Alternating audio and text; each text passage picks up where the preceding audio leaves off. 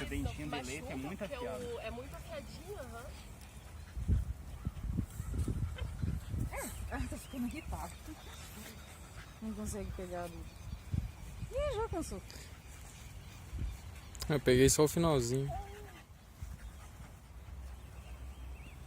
É bom ter alguém. Essa aqui já é tranquila, Mas né? olha, aquela ali atazana ela o dia inteiro. Ela é Morde mais a orelha, velha, morde então. a perna, morde tudo. Aí agora tá sentindo na perna, né? Ela Tá já é até mordendo. branquinha, ó. É.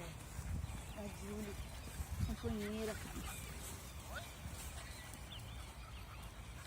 Você é mais tranquila, não gosta tanto de branco, não. Eu ando andar preguiçoso.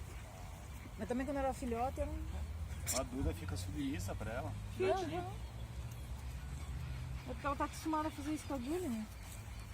Porque essa aqui prega os dentes nela, filho. É, porque ela fica brava, né? Pega as coisas dela, morde.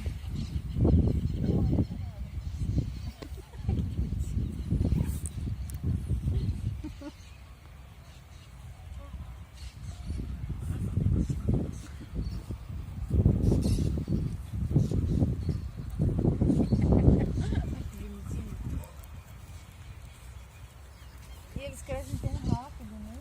Nossa, nem falha. Ela era tudo novinha quando a gente pegou agora.